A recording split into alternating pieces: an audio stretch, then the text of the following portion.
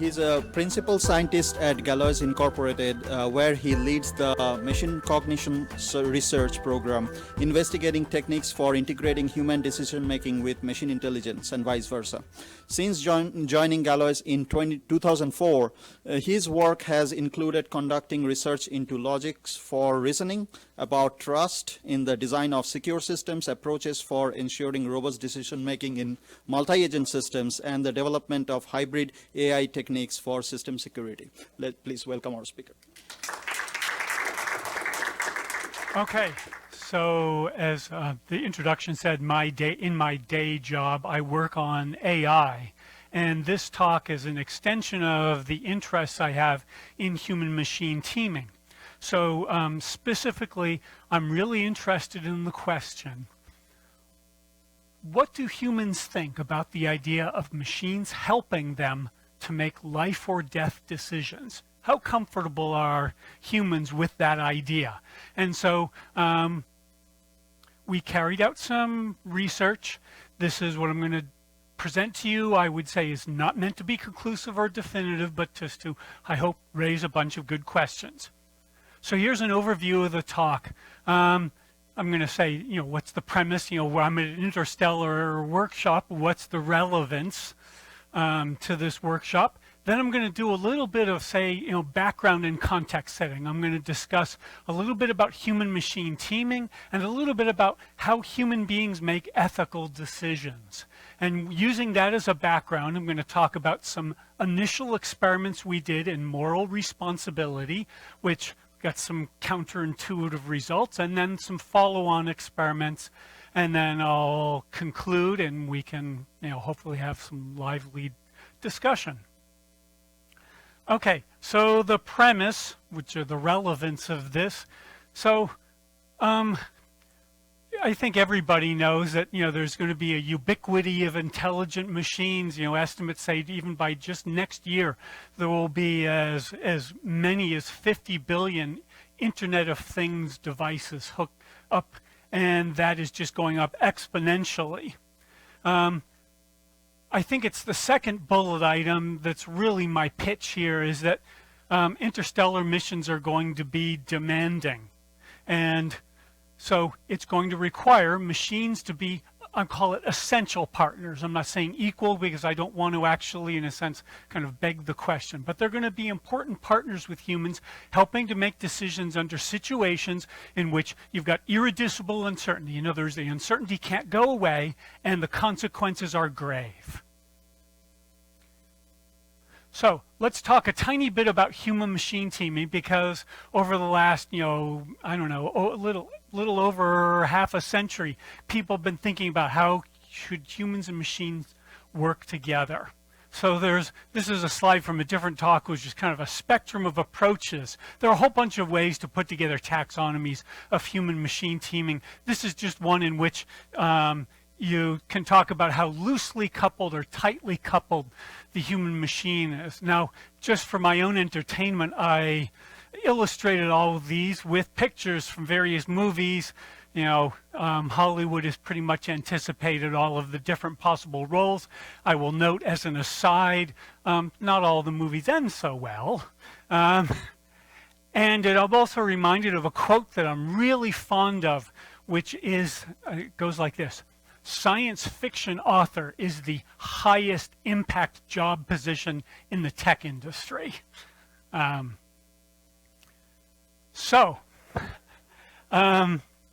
If you go back to the 1950s, when people started thinking about human-machine teaming, the very first research on the subject is, it's still known by this acronym, HABA-MABA. The idea HABA's humans are better at and machines are better at. And the idea was back then, you could just make a list. Humans can do the things on the left. Machines are good at the things on the right. So we're just going to have a separation of concerns, and that's the smooth way to make things happen. It turns out that in modern or contemporary thinking on the subject is very different. People say, no, it's just doesn't, That's not the way to work. For one thing, machines are making progress in leaps and bounds, and so trying to decide what that boundary is a fool's errand, because it's always going to be a moving target. And the interactions ought to be much richer. But from a historical standpoint, this is the way people first started to think about it. So I want to talk about just a couple of other, in a sense, sort of highlights to illustrate the sort of richness or counterintuitiveness about humans and machines. This is a picture of explosive ordnance disposal bot in Iraq. There was a bot just like this that was named Boomer. Well, Boomer blew up or got exploded in Iraq. So Boomer got a 21-gun salute and a Purple Heart and a Bronze Star in recognition of his heroism. And researchers have actually were tracking during the Iraq War the relationship between the humans and machines, and found, much to their surprise, that the humans treated them like pets, gave them names like Scooby-Doo and Danny DeVito, and they got very upset and frustrated when bad things happened to their bots. And so there are some researchers say, wow, human beings were anthropomorphized so much, we're actually concerned that in the future, if you had even more capable robots, people would not make smart decisions because they'd be too concerned about the welfare of the bot. So again, just point this out as sort of a quirk of human beings that needs to be taken into account when we're designing systems with them. Another example. So I'm pretty sure everybody here can read this slide, even though, there's something clearly wrong with it, because human beings are very, very good at repair. So it turns out to be another design principle. In fact, one of the things that came out of this research is some sociologists were looking at this in similar situations with humans working with machines, and they found that humans had a bad habit of repairing, making up for the limitations of machines by so-called doing the repair, but then ascribing way too much intelligence and competency to the machines. So the human beings were doing the repair, but not understanding the limitations of the machines. So again, I just point this out to say that the whole field of human-machine teaming is extremely rich and somewhat counterintuitive. So again, I want to give also a 5-cent tour of ethics and decision-making for humans, because again, some of it obviously is going to carry over to our situation here. Let's see. Okay, so there are various traditional schools of ethical thought. There are many more than 3, but I'm using these 3 because these are the ones that show up in textbooks. And maybe even more importantly, a couple of them in particular are almost always the starting point for researchers in machine ethics. There's a growing literature over the last decade of works on machine ethics, robot ethics. If you do a Google search or an Amazon search, you'll find a ton of books all written recently. And basically in these schools of thought, they have different attitudes. The people, represented by Immanuel Kant, talk about it's all about rules and laws and duty. Jeremy Bentham represents the utilitarian approach. You make the ethical decisions are about making the decision that's greatest good for the greatest number. And there's a third school that says, no, virtue ethics is the answer. If you cultivate the right traits in people, then you get the right outcomes. Turns out that's doesn't tend to show up in machine ethics research as often, because I think it's just harder to instantiate. So these are these sort of starting schools of thought. So what makes a decision hard? I'm not going to read this slide because it will take too long if I were to try to cover all of it. And in fact, a lot of these things would sort of be common sense if you read them. It turns out when further research was done on these 7 sort of classes of things, 2 things came out in particular as being difficult. The first one was task ambiguity, which is not even being able to specify the task at hand.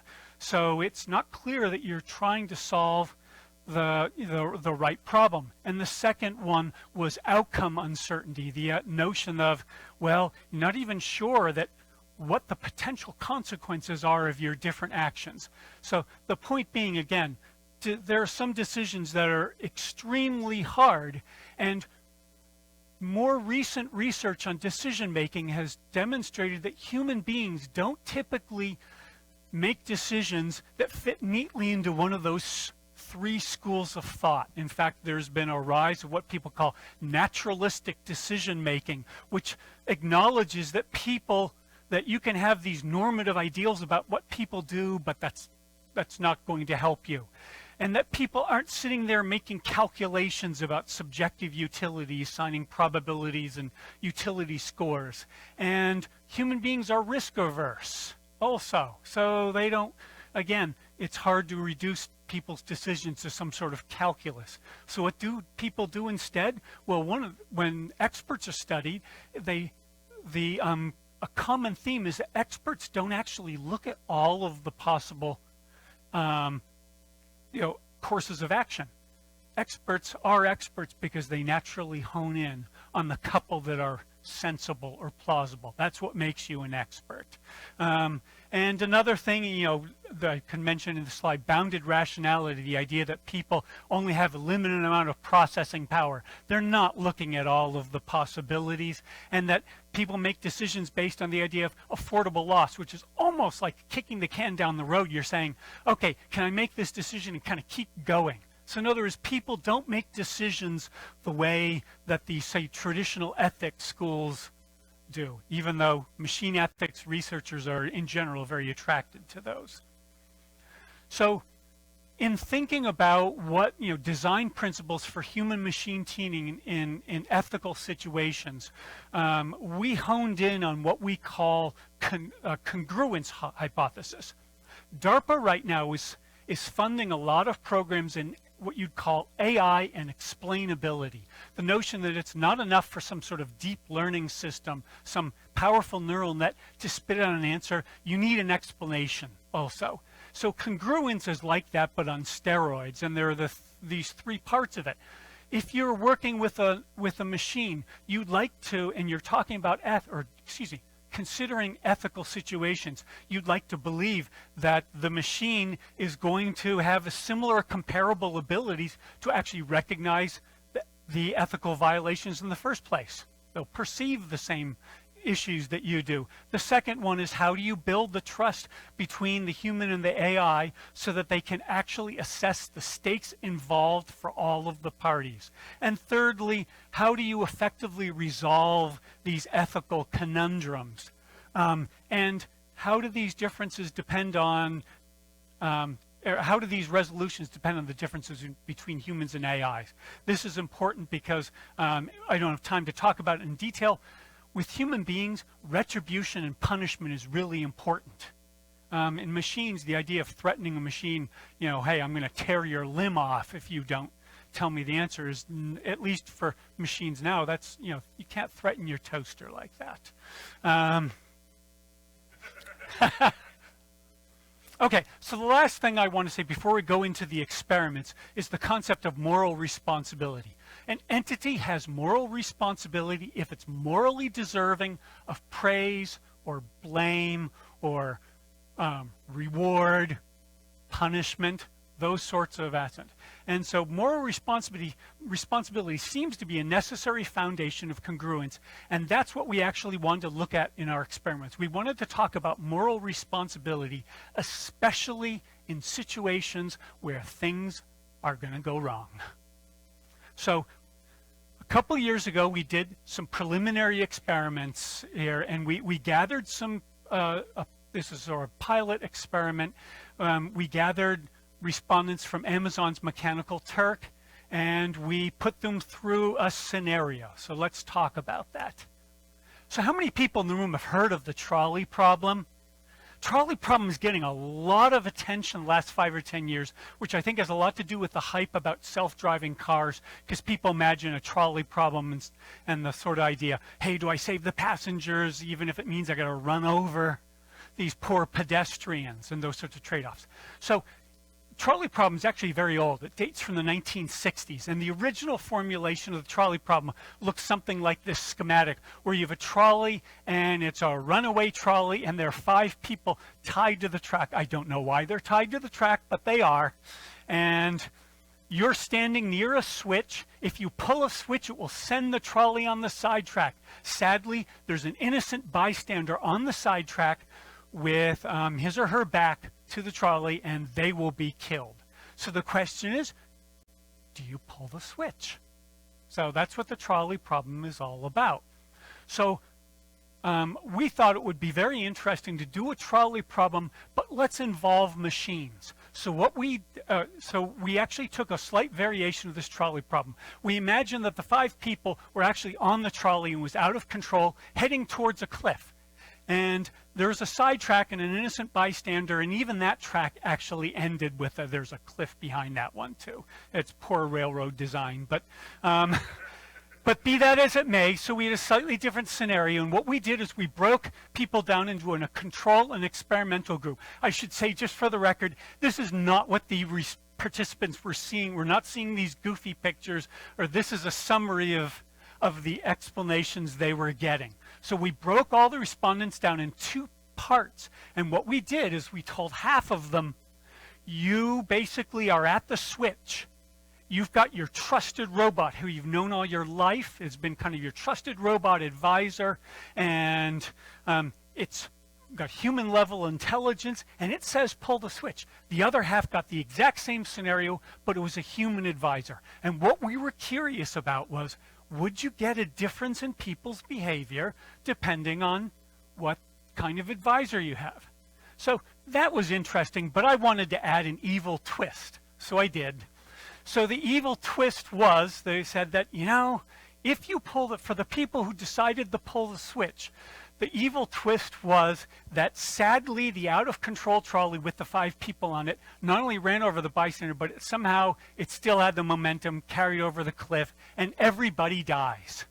And so the question is, who's to blame? So you remember you had an advisor, either a human or a robot, giving you advice, and you taking it. So we asked people who are to blame. So what were the results? Again, this was from the initial pilot study that we did. So first of all, almost half the participants didn't want to pull the switch in the first place. And that was actually true whether it was human or robot, which is interesting to us. So it wasn't as if there was just 1 or 2 reasons, but these were sort of summarized the common reasons, which was, people shouldn't take decisions like this upon themselves. Or, saving 5 people, it's not enough of a trade-off for 1 innocent bystander. Okay. So what about in the situations when you pulled the switch? So who's to blame for the death of the innocent bystander? So let's look first at the human advisor situation. The majority of respondents wanted to share the blame equally between the advisor and switch puller. Said, human gave you advice, you pulled the switch, you're working as a team. That was by far the most common selection.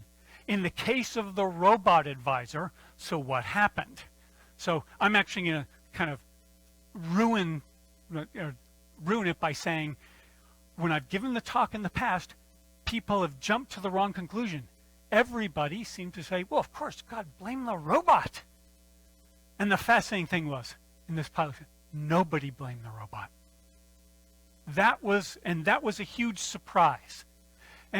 But in thinking about it and trying to follow up a little, we came to the conclusion, was it because they felt that, well, the robot is not an ethical, it doesn't have moral responsibility, doesn't have moral agency. So, you as the human being, you're left holding the bag, so to speak.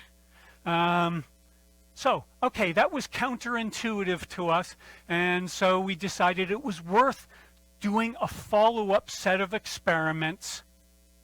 So that's what I'm going to talk about now. And in the follow-up set of experiments, we tried to make some improvements. We got about 130 participants this time. It was larger than the pilot. So we asked a bunch of background questions, and we also gave them much more opportunity to actually explain why they made the decisions that they did. I should say that it is a fair game, absolutely, to say, you've got respondents from Mechanical Turk.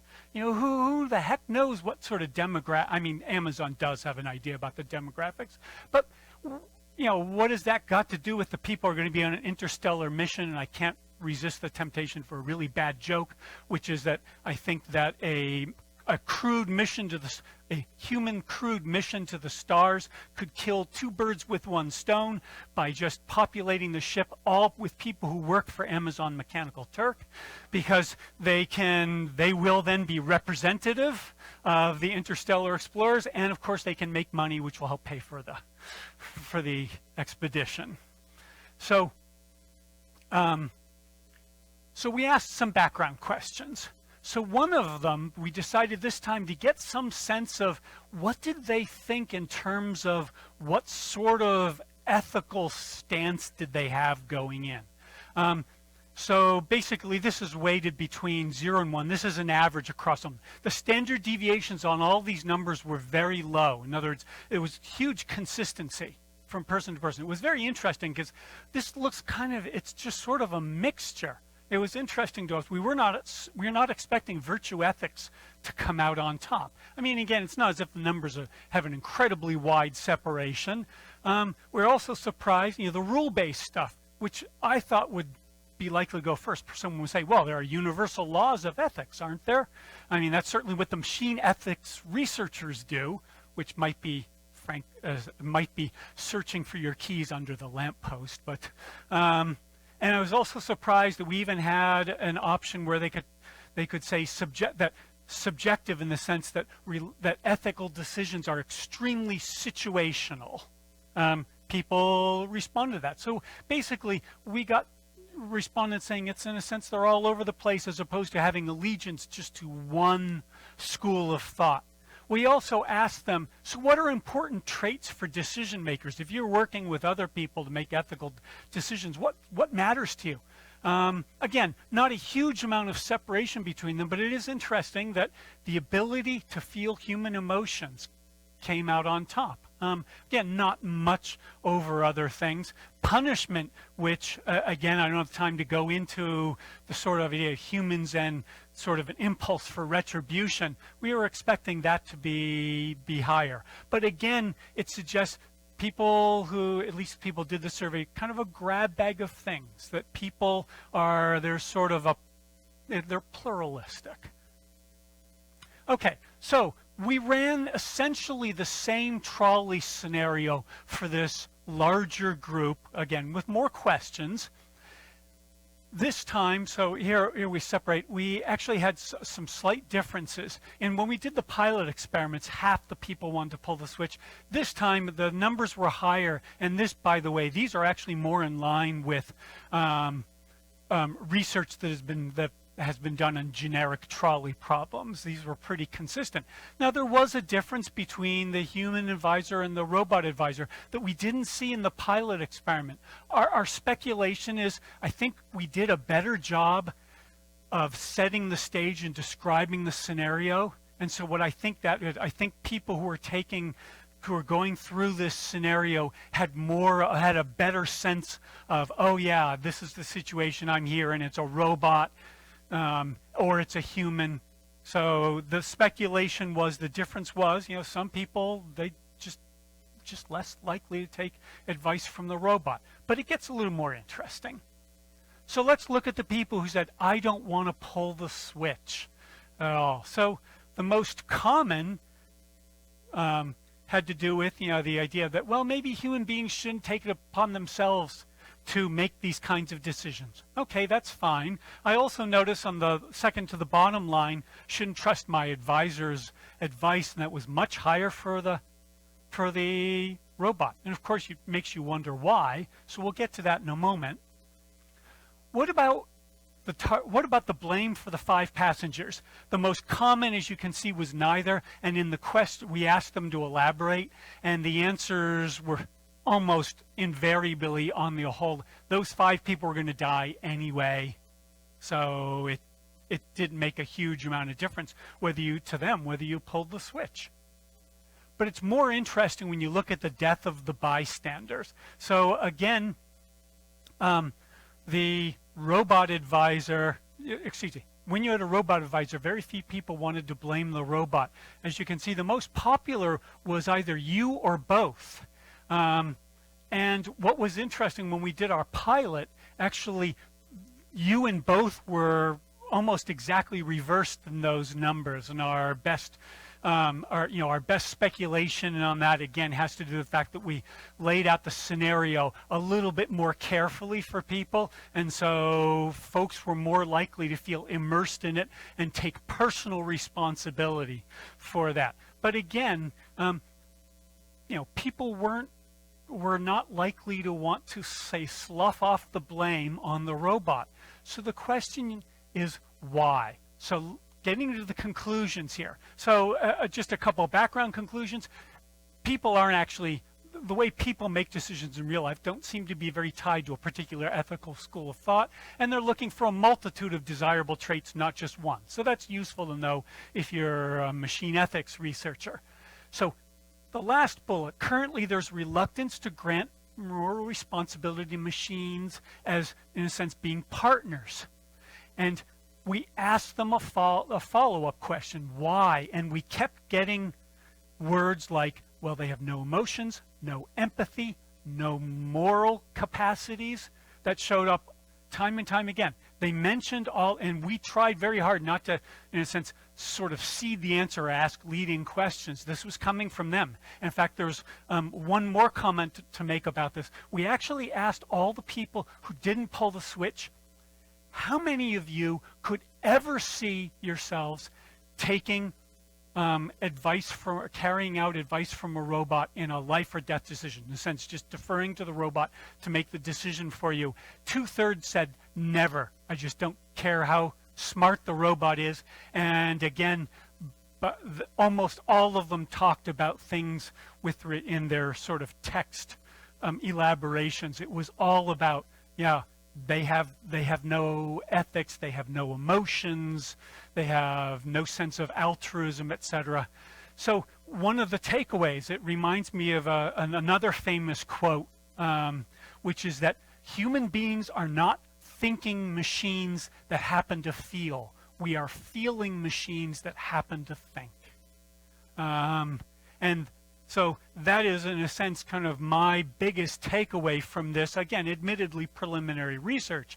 And so, for future work, we are certainly going to want to increase the sample size. I'd really like to make the simulations more immersive. So we talk about doing some sort of VR or AR where a person hopefully will be more embodied, and as opposed to just, sort of reading some text description of something, because I'd like, ideally you'd really like people to, get some adrenaline going and feel, make it more realistic for them. We also, when I talked about this, notion of congruence, understanding, that the human and machine, do they have the same stakes? We didn't really investigate in any of our research the differences in what machines can sense versus humans, and nor did we look at the differences, the fundamental differences that, right now you can't really punish machine. You can't make a machine say, go to prison. You've got to pay your dues to society. How does that change? I mean, if we can't do those things, how does it mean we actually ought to design machines so that we do have effective ethical interactions with them? So anyway, I'm love to field questions now or at any time during the conference. I appreciate that. Well, I have no idea whose hand went up. Sorry. Hi. Hi. When dealing with the congruence and identification and identifying the perception of AIs versus humans, if humans are the ones encoding ethics into the AIs, how do you deal with bias from human ethics in AIs? Is that bias necessary, or can AIs overcome this bias? There's always going to be bias. You can't overcome it. In fact, there's a very famous anecdote. Back in the 60s, a guy was working in the MIT AI lab with Marvin Minsky, and he said, hey, I'm going to put in a random number generator here because I don't want the program to have any preconceptions. And Minsky replied, it's going to have preconceptions. If it's random, you just don't know what they are.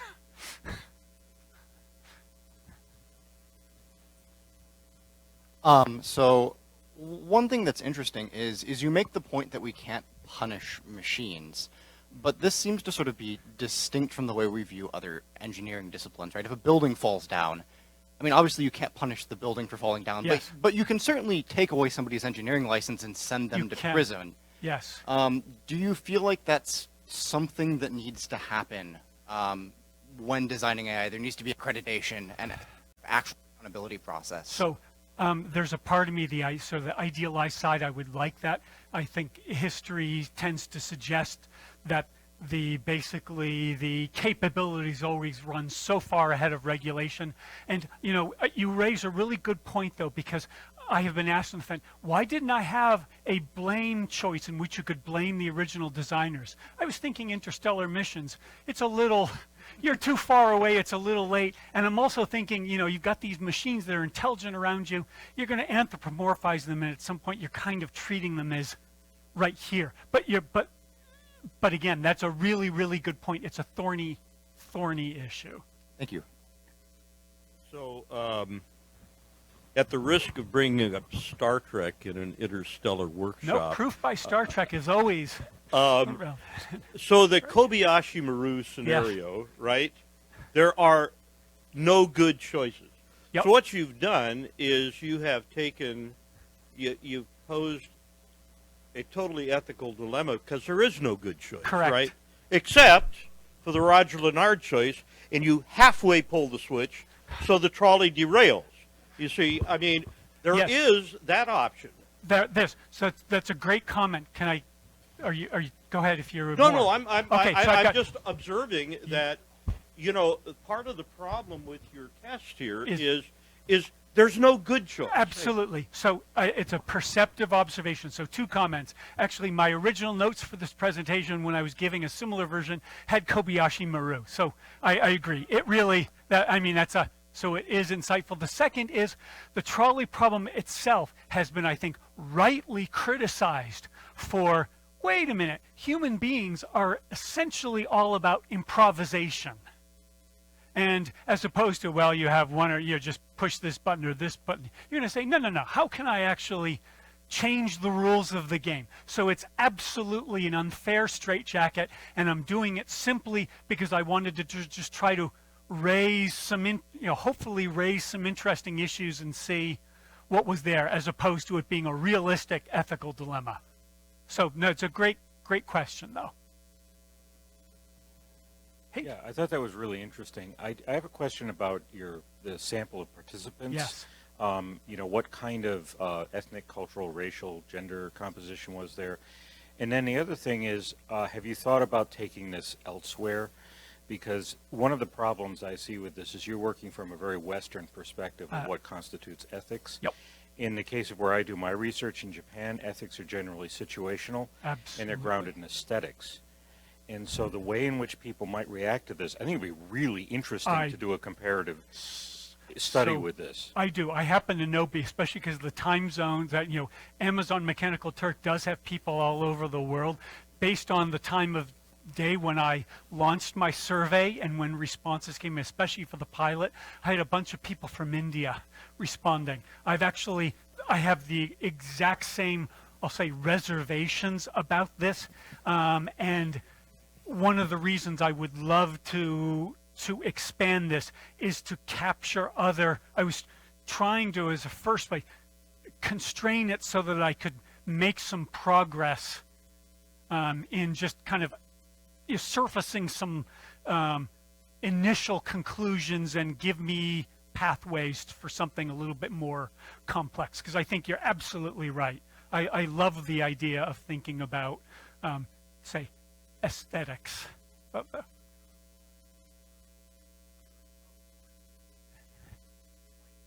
It is, and that's why.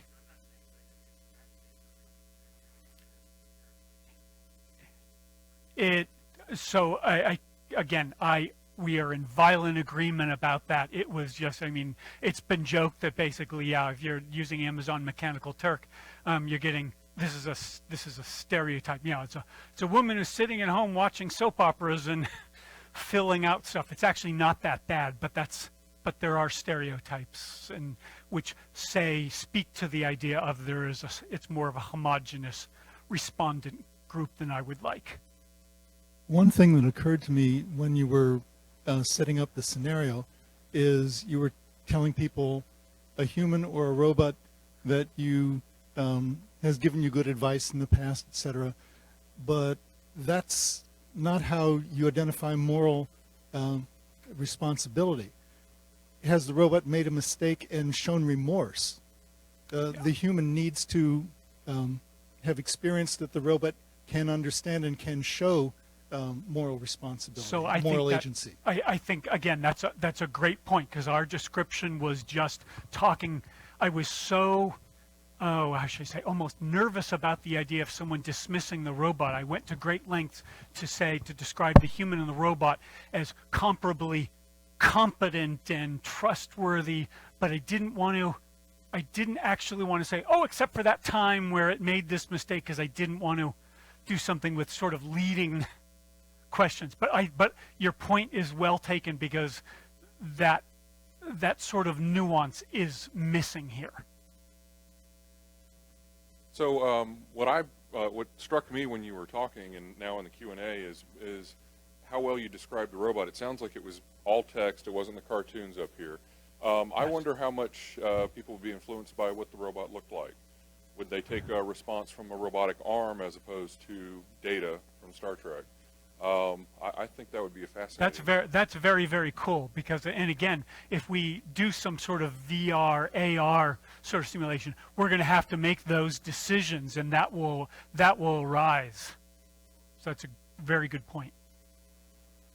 Have you thought of any real world examples that don't involve people dying, that you can actually test with putting someone in a situation that either involves a human or a robot and seeing how they actually react in the moment, as opposed to just over the computer? So I haven't come up with something that feels existential like this, because I'm actually looking for the idea of what I call this irreducible uncertainty. You don't know what's going to happen, and and the consequences are so grave. So if you have any ideas, anybody, I'd love to hear them. So I had a question. Sure. When you were describing the robot and the human, you said that you were trying to make them seem as real as possible. So in the responses, when people said that the robots didn't feel emotion, didn't have any of that thing, were they assuming that without being given information, or were they given any sort of... Again, in sci-fi, they were not given information about that. The only thing that, in a sense, could have infected them is the earlier question when I was asking them about various traits you'd like in a decision partner, but I wasn't talking about human or robot. I was trying to be careful not to seed their thought processes too much or lead them to a particular conclusion. Okay, thank you so much.